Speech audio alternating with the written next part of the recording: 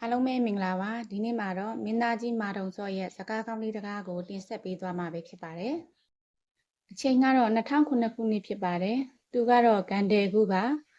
သူ့ကိုဒီရက်ကွက်ထဲမှာဆိုရင်မသိတဲ့လူမရှိပါဘူးသူကလူတွေကိုအပြောတစ်ပေါက်နဲ့ကူညီလို့လူတိုင်းကသူ့ကိုသိကြတာပါဒါပေမဲ့သူဘာလှုပ်လဲဆိုတာကိုတော့လူတွေမသိကြပါဘူး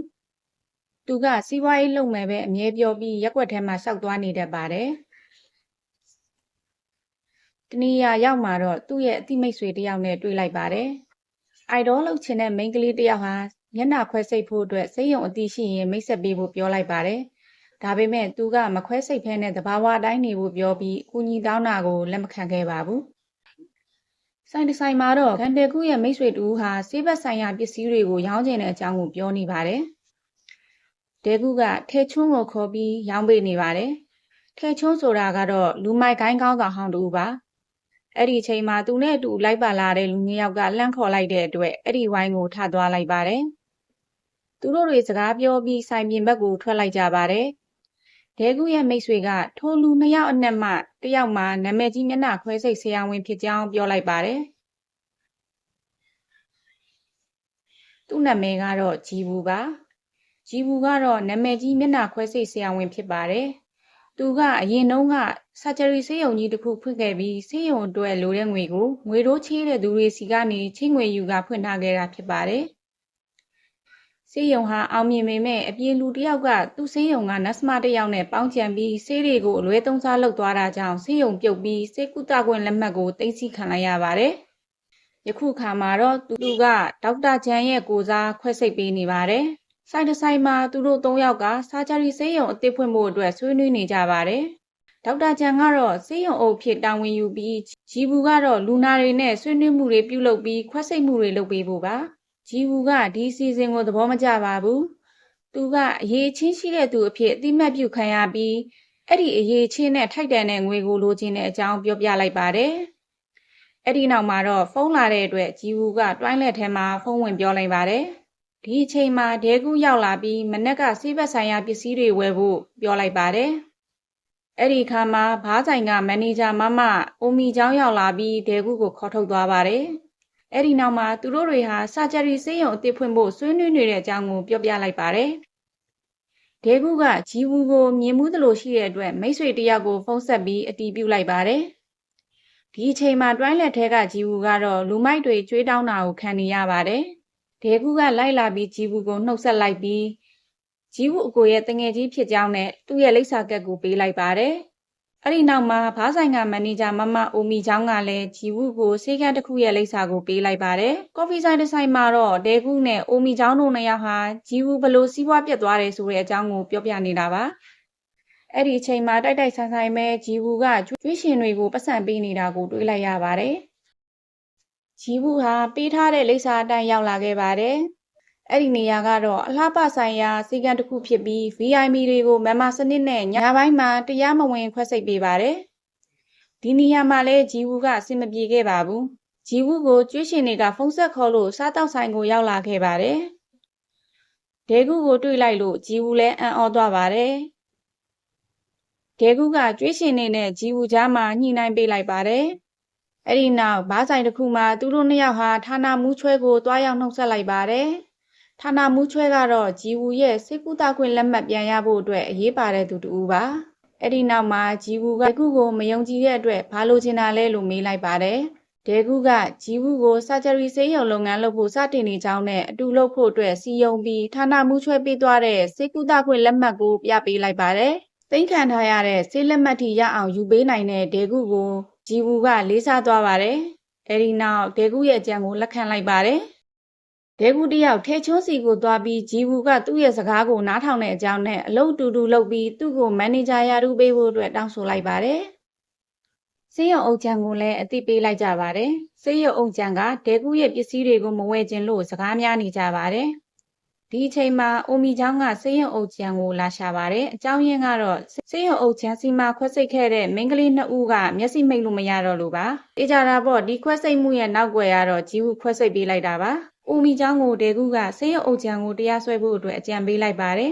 ။ဒီပြဿနာကြောင့်ဂျီဘူးကထဲချွန်းတို့ဆေးရုံမှာဆေးရုံအုပ်ဖြစ်သွားပါတယ် တရားရင်ဆိုင်နေရတဲ့ဆေးရုံအုပ်ချမ်းလဲဂျီဘူးတို့ကိုလာပြီးဆဲသွားပါတယ်။ဒေကူကဂျီဘူးဆေးရုံနာမည်ကြီးလာဖို့အတွက် marketing စလုပ်ပါတယ်။အလကားခွဲစိတ်ပေးပြီးတော့ before and after ပုံတွေနဲ့ကြေညာပါတော့တယ်။ဒါကြောင့်ဆေးရုံကိုလူသိများပြီးခွဲစိတ်ခြင်းတဲ့လူနာတွေများစွာရောက်ရှိလာပါတယ်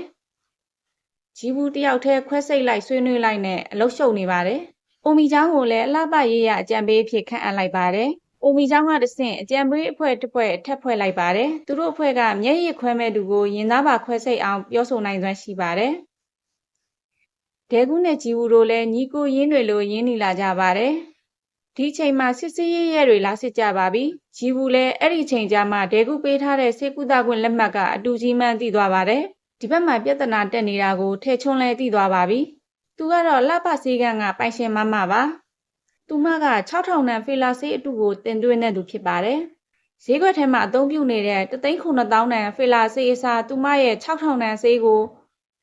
ဂျီဘူးရဲ့ဆေးကန်းမှာသုံးပေးရင်ဂျီဘူးတို့ကြုံရတဲ့အခက်အခဲကိုဖြေရှင်းပေးမယ်လို့ညှိနှိုင်းလိုက်ပါတယ်။ကြံရမရတဲ့အစုံသူတို့လည်းလက်ခံလိုက်ရပါတယ်။ဒီလိုနဲ့ဆေးအတူတွေဆေးရုံမှာစတင်သုံးစွဲပေးနေပါတယ်။ဂျီဘူးတို့လည်းချမ်းသာလာကြပါတယ်။ဒေကူလည်းအိမ်ဝယ်ဖို့အတွက်ငွေတစ်ဝက်ချေလိုက်နိုင်ပါပြီ။ဒီနေ့မှာဂျီဘူးရဲ့အိမ်မှာရေရှမ်းနေတာကြောင့်ဒေကူကအိမ်ပြောင်းမှုအတွက်ငွေတွေချေပေးလိုက်ပါတယ်။ဒေကူစီမှာနောက်ထပ်ဆေးရုံအသစ်ပွင့်ဖို့အတွက်သတင်းကောင်းလည်းရှိလို့နေပါတယ်။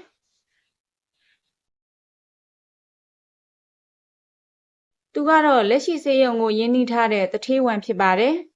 ။သူကပေါက်စီလူမျိုးပါ။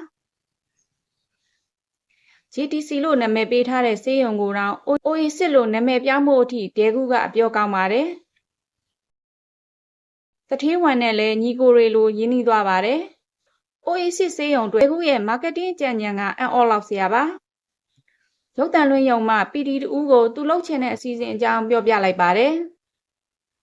Left face လို့ခေါ်တဲ့ program မှာကိုယုံကြည်မှုမရှိတဲ့မိန်းကလေးတူကိုမျက်နှာခွဲစိတ်ပေးပြီးတန်ထွင်းလိုက်တဲ့အတွက်ဂျီဝူလည်းပိုပြီးနာမည်ကြီးလာပါတယ်။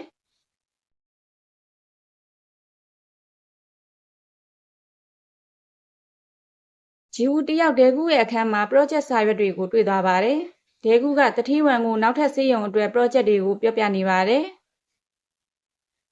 တတိဝံကအဲ့ဒီဆေးရုံမှာသူ့ရဲ့သမက်ဖြစ်သူကိုဆေးရုံအုပ်ဖြစ်နေရပေးချင်နေပါတယ်။ဒေကူတယောက်တော့ဂျီဝူအတွက်စိတ်ပူသွားခဲ့ပါတယ်။ဒီချိန်မှာဂျီဝူလည်းသူ့နာဂတ်အတွက်နောက်တလန်းလှမ်းရပါပြီ။သူဆေးရုံအုပ်ဖြစ်အလုံးလုံးနိုင်မဲ့ဆေးရုံတစ်ခုလိုက်ရှာနေရပါပြီ။ဒါပေမဲ့အဆင်မပြေခဲ့ပါဘူး။ထဲချုံးကဂျီဝူစီလာပြီးဆေးရုံအသစ်အကြောင်းပြောပြလိုက်ပါတယ်။ဂျီဝူစိတ်တူသွားပြီးဒေကူကိုပြဿနာသွားရှာပါတယ်။ဒေကူကတော့ဂျီဝူကိုအေးဆေးဆေးရှင်းပြလိုက်ပါတယ်။သူကတထေးဝံကိုဒူးထောက်တောင်းပန်ပေးလို့သာဂျီဝူကဒုတိယဆေးရုံအုပ်ဖြစ်နေရတဲ့အကြောင်းနဲ့ဆေးရုံရဲ့ပိုင်ဆိုင်တဲ့ share 10% ရမယ့်အကြောင်းကိုပြောပြလိုက်ပါတယ်။ဒါပေမဲ့ဂျီဝူကမကျေနပ်ပါဘူး။ဒီအချိန်မှာဒေကူအသစ်လုံးမဲ့ဆေးရုံ project အတွက်နေရာအဆင်မပြေတော့ကြောင်းမြို့တော်ဝင်ကဖုန်းဆက်လာပါတယ်။သူတို့သုံးနေတဲ့ဖေလာဆေးတွေကလည်းပြဿနာစတက်လာပါပြီ။ဂျီဝူကိုအလှပဆိုင်ရာဆေးကန်းကမမကခေါ်ယူပြီးဒီကိစ္စကိုဂျီဝူကိုအမှုမပတ်ချင်ရင်ဆေးပစ္စည်းတွေကိုလက်ခံထားတဲ့ဒေကူလက်မှတ်ထိုးထားတဲ့စာရွက်ယူခဲ့ဖို့အတွက်ခိုင်းလိုက်ပါတယ်။ဒေကူလည်းထဲချိုးနဲ့တွေ့ပြီးဒီကိစ္စကိုဘယ်သူတိုင်တယ်လဲဆိုတာအဖြေရှာလိုက်ပါတယ်။ထဲချွန်းကဂျီဝူဘက်ကိုတာတာထိုးထိုးလေးပြောပေးလိုက်ပါတယ်။သူတို့နှစ်ဦးရင်ထဲမှာတန်တရားစိတ်တွေဝင်သွားကြပါပြီ။ဒေကူထွက်သွားတဲ့အချိန်မှာဂျီဝူကအခန်းထဲဝင်လာပြီးစာရွက်စာတမ်းတွေကိုလာရှာပါတော့တယ်။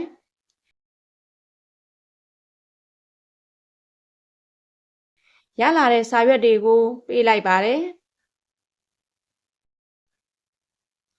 အဲ့ဒါကိုဒေကူလည်းသိသွားပါတယ်။ဂျီဝူတယောက်ဆေးရုံကိုပြန်ရောက်တဲ့အချိန်မှာမီဒီယာသမားတွေကသူ့ရဲ့ခွဲစိတ်မှုအကြောင်းကိုမေးမြန်းလာပါတယ်။အကြောင်းရင်းကတော့ဒေကူနဲ့အိုမီချောင်းတို့နှစ်ယောက်ပေါင်းပြီးဂျီဝူကိုကြောက်ချလိုက်တာပါ။ရဲတွေကလည်းကားပါကင်မှာရောက်ရှိလာတဲ့အတွက်ဂျီဝူထွက်ပြေးနေရပါပြီ။ဒေကူကလည်းအိမ်အတွက်ငွေချေမဲ့ဖုန်းပြောရင်းရဲတွေကလာဖမ်းနေပါပြီ။ဒေကူကအဖမ်းမခံမဲ့အခုလိုတွေဖြစ်စေတဲ့တရားခံတွေကိုစဉ်းစားနေရပါပြီ။ ဒေဂုကရဲဖြစ်ဟန်ဆောင်ပြီး CCTV ကိုပြခိုင်းလိုက်ပါတယ်။အိုမီကြောင့်ထဲချွန်းနဲ့စေကန်းကမမတို့ပေါင်းကြံတာကိုသိသွားပါတယ်။ပလပဆိုင်ရာစေကန်းကမမလည်းဂျီဝုစီဖုန်းဆက်ပြီးအလုံးဆက်မလုပ်နိုင်တဲ့အကြောင်းပြောလိုက်ပါတယ်။ဒေဂုကထဲချွန်းစီရောက်လာပြီးနောက်ကျောကိုဓာတ်နဲ့ထိုးတဲ့ကောင်ဆိုပြီးလက်သီးနဲ့ပိတ်ထိုးလိုက်ပါတယ်။အဲဒီနောက်ပတ်စံနေယူဖို့အတွက်ဆေးရုံသွားတဲ့အချိန်မှာမီးရှို့ဖို့ကြံစီနေတဲ့ဂျီဝုကိုတွေ့ပြီးဟို၃ယောက်ပေါင်းကြံနေဆိုတာ CCTV တက်တွေကိုပြလိုက်ပါတယ်။ပြီးတော့သူတို့၂ယောက်ဒီပတ်စံတွေကိုယူပြီးဘဝသစ်ပြန်စားကြမယ်လို့စီယုံလိုက်ပါတယ်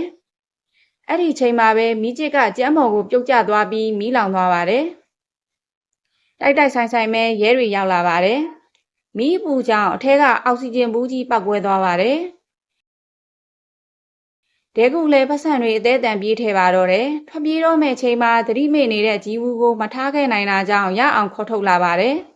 ။အပြင်ဘက်ကိုရောက်တယ်ဆိုရင်ပဲဒေဂုလည်းအားကုန်ပြီးလဲကျသွားပါတော့တယ်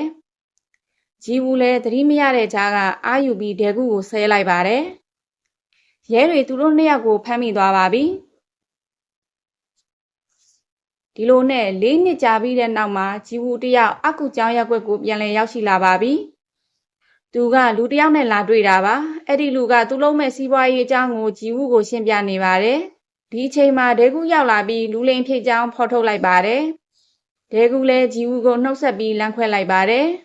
။ဂျီဝူကအပြန်လမ်းမှာဒေဂုကိုကျေးဇူးတင်တဲ့အကြောင်းပြောပြလိုက်ပါတယ်။သူတို့၂ယောက်ကိုလန်းကိုလျှောက်ကြပါပြီ။ဒေဂုကဂျီဝူနောက်ကိုလိုက်လာပြီးသူ့ရဲ့စီးပွားရေးပလန်တွေအကြောင်းကိုပြောပြပါတော့တယ်။ဂျီဝူကလိုင်စင်လဲသိမ်းခံရလို့ဆရာဝန်လဲလုပ်လို့မရတော့ပါဘူး။ဒါကြောင့်ဒီလုပ်ငန်းလုပ်ကြမယ်ဆိုတဲ့အကြောင်းတိုင်ပင်နေကြရင်းနဲ့ဇလန်းလေးကပြီးဆုံးသွားပါတော့တယ်။အဆုံးထိကြည့်ရှုပေးတဲ့အတွက်ကျေးဇူးတင်ပါတယ်ရှင်။